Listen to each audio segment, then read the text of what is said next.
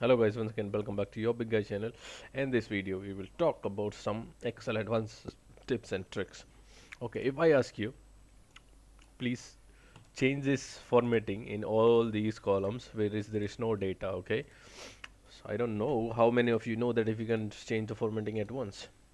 So if you don't know, sit back and watch the video. Select the data like this, press Ctrl and G from your keyboard. So basically go to menu, which you can find here as well in the home tab. So special, go to special and select the blanks only. Click OK. Now all the blanks here are highlighted. Here you can do any formatting you want. You click on any color. If you want to change, you change the color.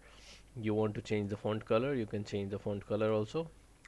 You want to change it to underline or anything you wish to change. So all this formatting you can do it at once if there are any blank cells. Now the second thing which you need to know, example, if you want to put some formula in all those blank cells at once, so the best way is to put formula here equals sum. You can simply put tab and you can select the data from here, bracket close, and make sure you don't press enter. Now you should press Ctrl plus enter. Okay, repeating Ctrl plus enter. See, all the data are filled in the same formatting. Okay, so this is the use of Control G function. So in order to fill all these blanks, also what else it does, there are so many things you can do with Control G, which I'm going to show you right now. So here you can find, if you want comments, if there are any comments in your sheet and you just want to find those specific comments, you can simply click on here. Any constants basically means number, text, logical, or errors, anything you want to find, or if any formula in your sheet which you want to find. Example, if I will keep this only, it will show on, select only the formula. See, all those cells are already highlighted which has formulas.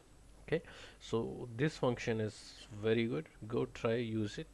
It's very important that you will see also the column differences, row differences, precedence and dependence, also last cell if you want.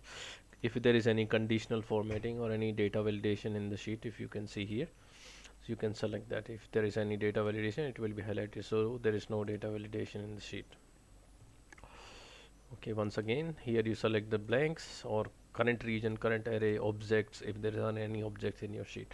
So this go to special function is very good to check out the data, to sort it easily. Alright, that's it about this video. See you next time. If you like the video, do thumbs up and share to your friends. Bye bye.